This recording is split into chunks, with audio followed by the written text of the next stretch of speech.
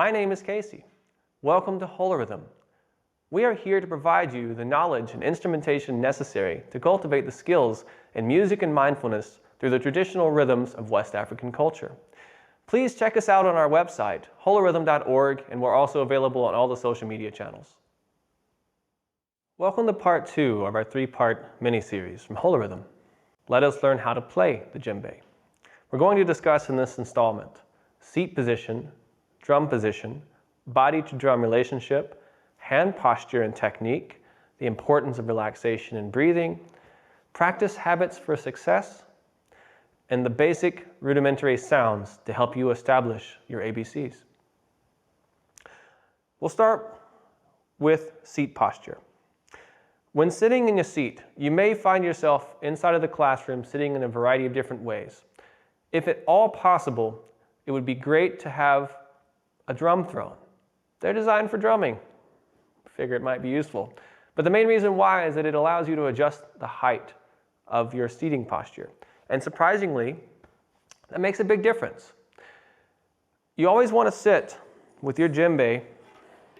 Let's imagine, just for a moment, we have the djembe sitting in our lap. Matter of fact, I'll go ahead and demonstrate.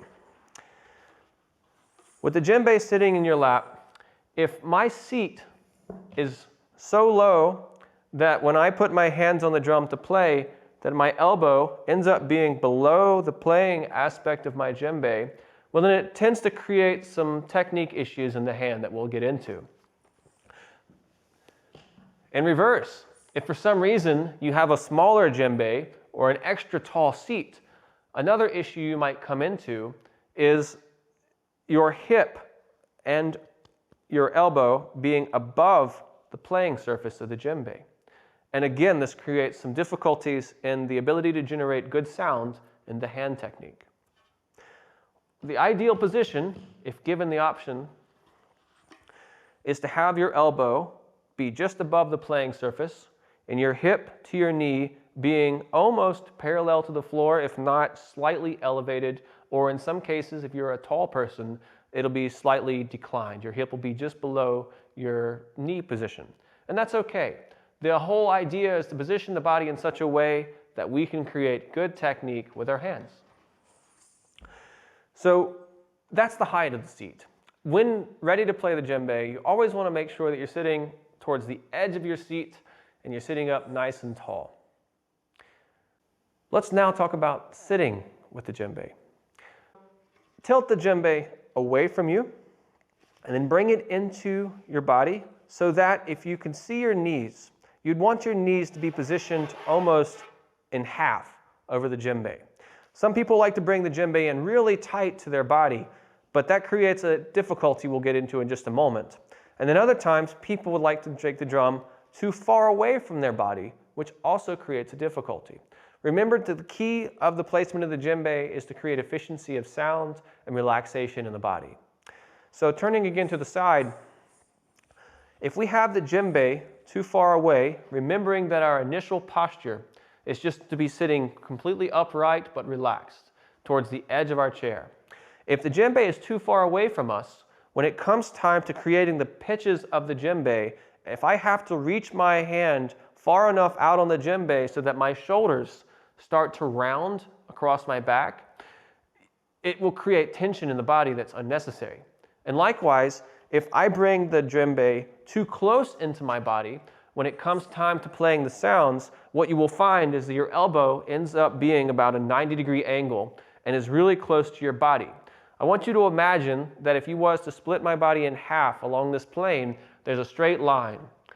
And I want my spine to be on that line, but I don't want my elbow to be on that line. I want my elbow to be ever so slightly forward, so that when I place my hands on the djembe correctly, it's got a slight roundedness in the arm, and the elbow is in front of the shoulder, not beside it at a 90-degree angle. And at the same time, I'm not too far forward to where my shoulders are rounded, but instead are just relaxed by my side. That's the best side position available. Having the djembe now appropriately positioned to your body and tilted at the right angle, how to hold the djembe is also kind of important. And there's a variety of ideas of what to do here. Commonly, you can allow the djembe, due to its natural weight, to rest against the knees, and it will want to fall into your body, and you hold it in the suspended position while you're drumming, and it works perfectly fine. Some people would like to have a little bit more security, or perhaps their djembe doesn't have a secure footing, in which case it wants to slide around on you. And in that case, what I recommend is to utilize your feet. Take your feet and cup the bell of the djembe. So if we imagine that this is the djembe on the ground, and these are my feet, I'm going to cup the djembe with my feet. I'll demonstrate like so. This way, I allow the opening of the bell to still be there, but my feet are cupped. An alternative way is to actually grip tightly with your legs and your thighs, holding the djembe in place just the same, so you do not need your hands to hold the drum. And then another technique is to actually wrap one or both legs around the bell of the drum, and then also continue gripping it with your thighs. Either one of these work, and I suggest you experimenting and finding whichever one is most comfortable for you. Now, as a teacher and or a person who's visited our website, we have straps that we like to utilize. And when I'm teaching in particular, I have bells on my feet. And I use those to denote time, which means it's more difficult for me to hold my djembe with my feet or my thighs or my legs. So I use my strap to hold the drum in the right position that I prefer, so that I can tap my foot freely. And in the long run, I personally suggest this the most because it gives you the greatest amount of relaxation in your body. You're not having to hold the djembe with your legs, and therefore your legs have the opportunity to be completely relaxed, just like the upper portion. Let us talk now about hand technique. When learning to play the djembe, you're learning to create a good conversation. And you are able to understand me because of two main components of language, and that is the enunciation of particular sounds and the rhythmic variation of it that enables you to understand when I'm saying sentences and words. Being able to speak clearly with your djembe is the necessity of developing good sound on your djembe, because with the clarity and the ability to enunciate your ABCs and the development of maintaining tempo over time, you will have all the skills necessary to create a good conversation with your drum. There are three basic sounds to the djembe: the bass, the tone, and the slap.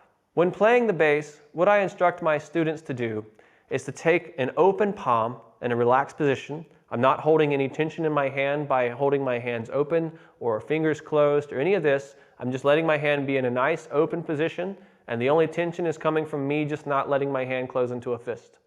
And I strike the drum anywhere inside of the playing surface. The drum itself has a lip of wood that goes just underneath the skin all the way around it. And as long as you place your hand anywhere inside of that wooden lip, you're going to create an effective bass sound. And with all three sounds, what I suggest is that you strike them like the blink of an eye. And so when playing the bass, I position my hand somewhere in the center of the bass, and then I strike it like the blink of an eye, ensuring that my other hand is either in a ready position above the drum or off to the side. The bass sound sounds like this.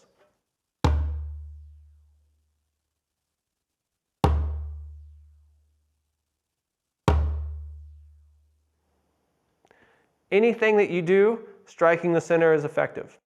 The next sound to create is the tone.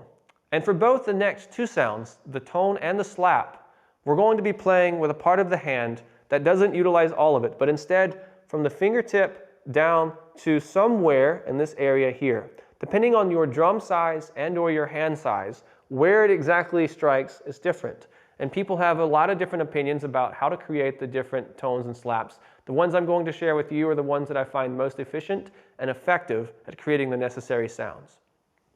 For me personally, I like to place right between where my finger folds at my palm and where my palm folds in the middle. Right there in that padded area in the middle is where I like to place my hand on the edge of the djembe, the bearing edge. And from this position, I'm going to keep my thumb wide open, and I'm going to take and tilt my wrist angle so that it tilts at an angle without changing the plane or without changing the elbow. A lot of times when you take the idea of grabbing your thumb and turning your hand, what will happen is either you're going to shift your fingers forward by rotating the wrist like so, or you're going to end up lifting your elbow to compensate for the idea of tilting your wrist and creating this curvature on the outside edge of your wrist. Keeping that angle when playing both the tone and the slap, the only thing that's going to change is the tension in the palm. And you're going to visually see this when I play a tone. I will close my fingers, and when I play a slap, I'll just let my fingers relax into an open position. So the tone sound is with the fingers closed. Let us close our fingers, thumb wide open, and play the tone sound, striking just like the bass, the blink of an eye.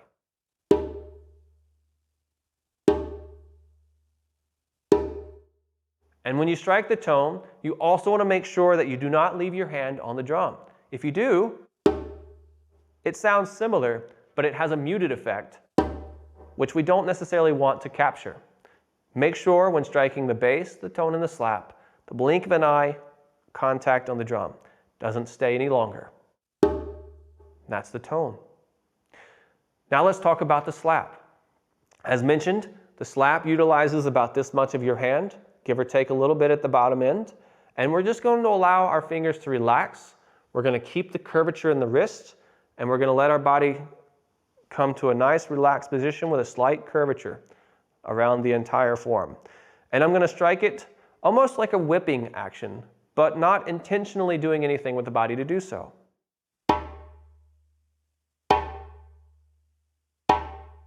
And that's the slap sound. So all three sounds combined, we have the bass, fingers closed for the tone, and then fingers relaxed for the slap. And those are your three basic ABCs. And surprisingly, most of the djembe music you hear utilizes only those three sounds. I'd like to now teach you some rudimentary exercises to develop your bass, your tone, and your slap. The first three I'm going to demonstrate are exclusively one-handed rudiments. And when you are practicing these, I'd like to give you a few tips to help you along the way. If at all possible, practice these things in front of a mirror, because the symmetry of your body has a lot to do with the clarity of sound between one hand and another. They say that playing a djembe is learning to awaken the left hand. And that's surprisingly pretty accurate, because we tend to favor one side of our body naturally, and so when playing on a djembe, you'll tend to have one sound be more prominent than the other. Like if I play a tone with my right hand, say, and then I play a tone with my left hand, I want those two sounds to be exactly the same. And you may discover in your journey that at first they're not. And that's okay. So always use your ear to listen for the difference between your left and your right hand. And one of the most problematic culprits has to do with the symmetry of the body. And so this is where I recommend utilizing a mirror. If you're at home practicing and you have a mirror that you can place in front of your body so that you can see your own body while you're playing, it will help you detect any kind of asymmetry that you have going on, and you can fix that visually so that you can continue playing. Another advantage of using a mirror, and if you do not have a mirror, something that you have to be very mindful of, is your eyes. Surprisingly, if you're looking down at your drum when playing your sounds, and then you look up and play your djembe sounds, you're going to find that there's subtle nuances between those two eye positions. The eye position that tends to create the best sound is when your eyes are looking forward or even upwards.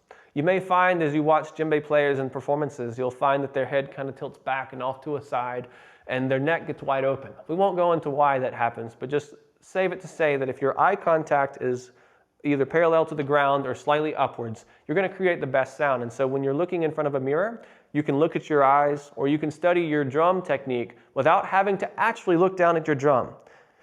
That being said, please do utilize, in practice sessions more so than anywhere else, your eye contact being on your drum so that you can learn how to play your sounds and observe some of the things that maybe your teacher has taught you to improve your technique from wherever it currently is. Let us dive into the rudiments. I like to think of this as one-handed rudiment number one. I'm going to tap my foot. and play bass, tone, and then slap, and give it a rest. I put my hands in the ready position, my body's relaxed, I'm seated at the edge of my chair, and I'm thinking of how to create the sounds, and for each sound that I create, I want to think bass, tone, and slap. So, here we go.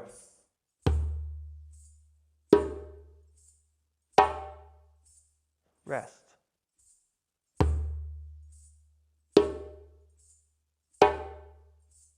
Rest. And notice, up to that point, notice that I only demonstrated one hand, and I only used one hand. And so when doing one-handed rudiments, I recommend that you focus on one side for a while, and then switch and use your other side for a while. So in that case, I did my right hand for just a moment. Now I'll do my left hand.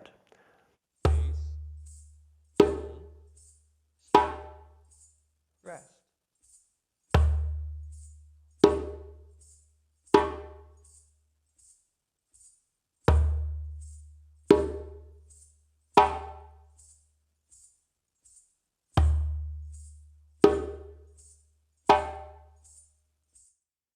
Good. So when practicing this one-handed rudiment, we are doing bass, tone, slap, rest. And we're giving an equal amount of time for each one in turn. So if I was to practice this at home and do a more regular exercise with it, I would do it like so. 1, 2, 3, 4.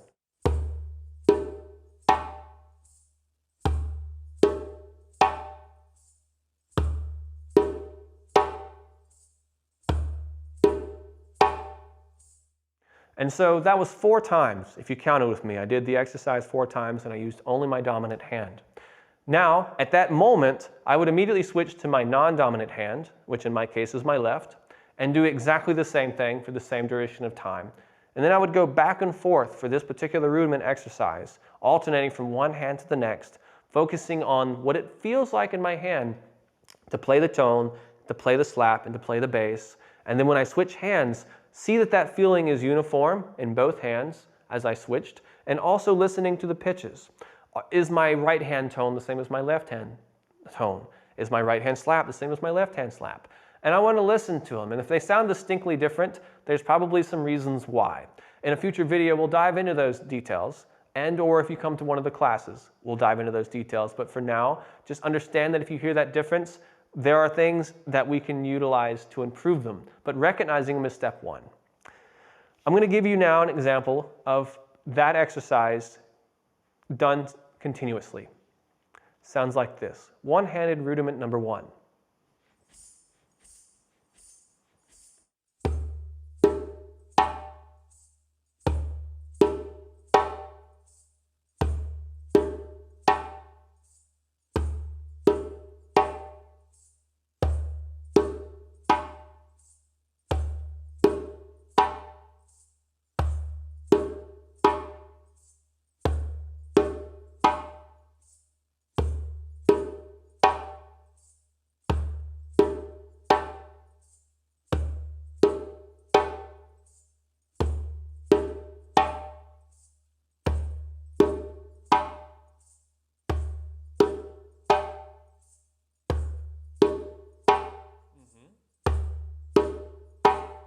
Good.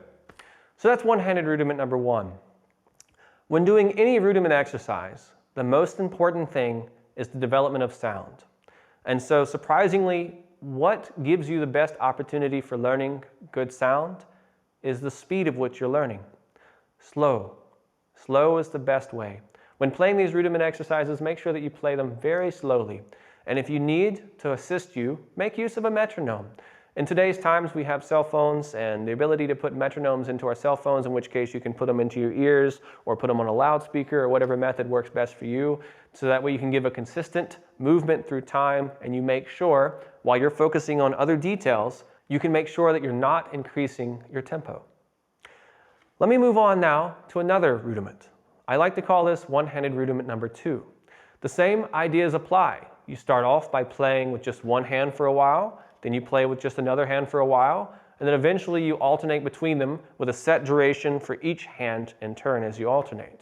So with rudiment hand number 1, we're going to remove the space at the end, and we're going to add a tone so that the rudiment pattern is bass, tone, slap, tone. The rudiment pattern is bass, tone, slap, and tone. And then you loop that pattern with no pause between it as you start developing the habit. Now in the very beginning, perhaps you do something like this. And you just stop there, and then you do it again. That's perfectly fine. And that's something I do suggest practicing at least at first. But let's go ahead and move forward and pretend like you've already done this kind of work. And now we're going to focus on utilizing the second one-handed rudiment as if it was a continuous series. So it would go like this. 1, 2, 3, 4.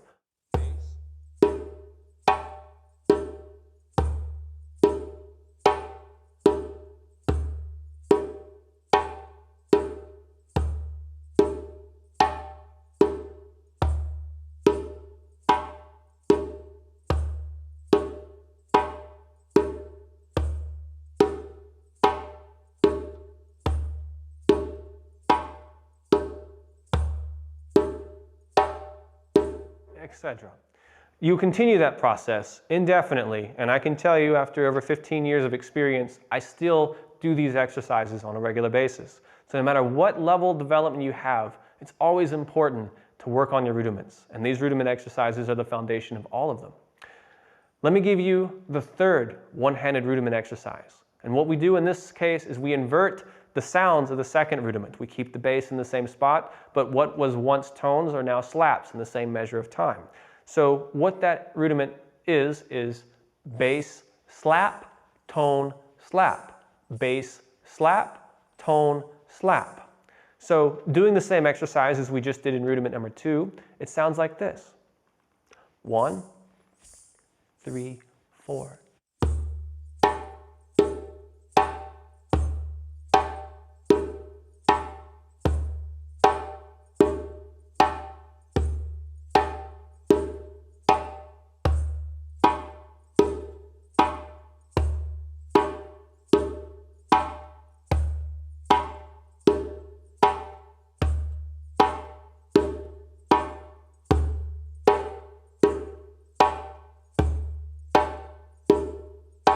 Etc. You continue that process alternating back and forth. And so you have, to recap, 3 one-handed rudiments that kind of build off of all the possible sound combinations you could play with one hand with the sounds that we're utilizing thus far on the djembe. Bass, tone, slap, rest. And then we repeat that.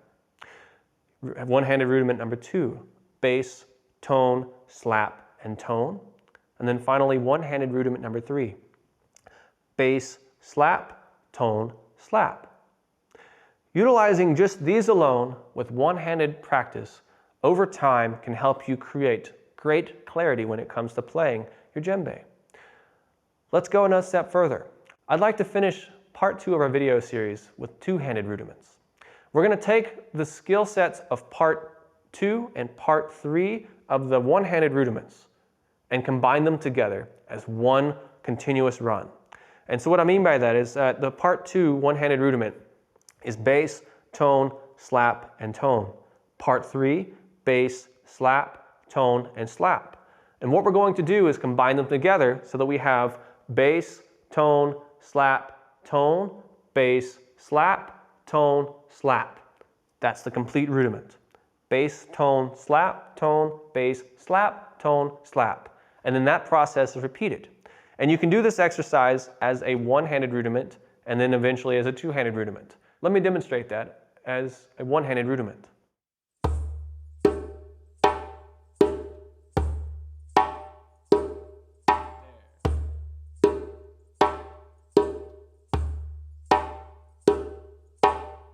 So that was done twice so that you could hear it as it continued. And so I would also suggest when doing this particular exercise that you do it for a number of times with one hand and then a number of times with the other hand. A common practice is doing 4 with one, 4 with another, or in some cases I like to even reduce it down since it's such a longer rudiment and go 2 in one and then do 2 in the other. I'm going to demonstrate that one for you now so that you can take that idea home with you and practice. 1, 2, 3, 4.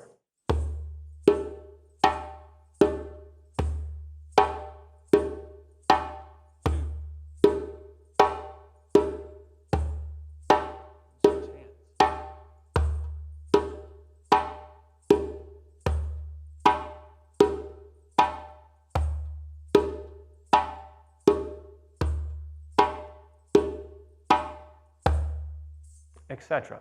Just alternating back and forth between your hands, working on the rudiments. And lastly, we will go into more depth with more complicated rudiments in a future video series, but for now I'd like to leave you with one more. And that is taking the concept of that one-handed rudiment and converting it into a two-handed rudiment exercise that I also thoroughly enjoy using as a warm-up technique. And so if I was to take each one of those sounds with a combined form of the one-handed rudiment exercise of bass, tone, slap, bass, slap, and give each one of those sounds 4 beats apiece. So we have bass, bass, bass, bass, tone, tone, tone, tone, slap, slap, slap, etc. And then let your hands alternate as you play those sounds. Then it would sound something like this.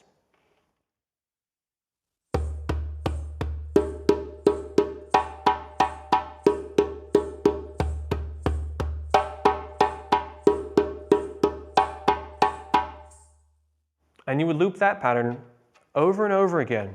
And in this particular one, you've already done the groundwork of doing the bass, tone, slap, and rest. The bass, tone, slap, tone.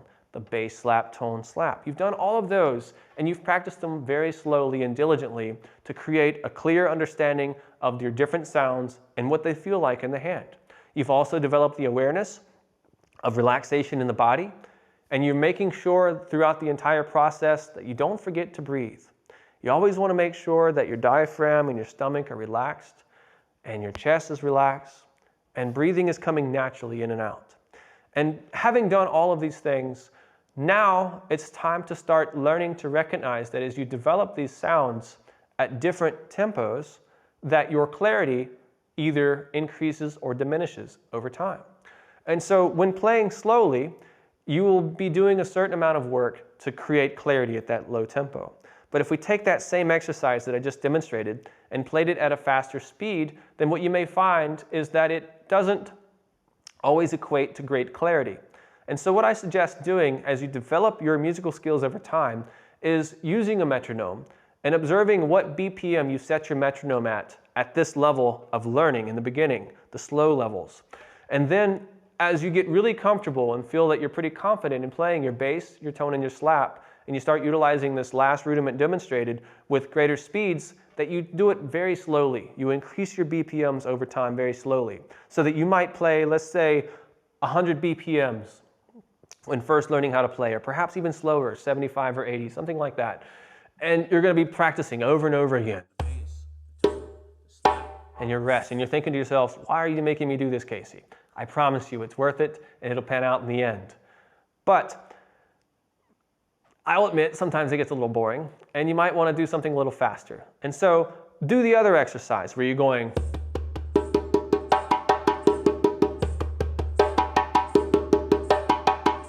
Start it off at about 100 to 120, and do that for a while. Maybe stay there only for the course of a week at a time. And do it every day for 20 to 30 minutes. Even if you just play your djembe for 10 minutes a day, it has significantly more impact than if you play for 1 hour, 1 day, and that's all you play for the entire week. Regular practice makes all the difference. And so if you are utilizing regular practice as your djembe playing, then make sure that you stay with that tempo for about a week. And then the following week, bring it up another 10 BPMs, maybe another 10 after that, so that when you're first starting, it sounds something like this. And by the end of it, you're going.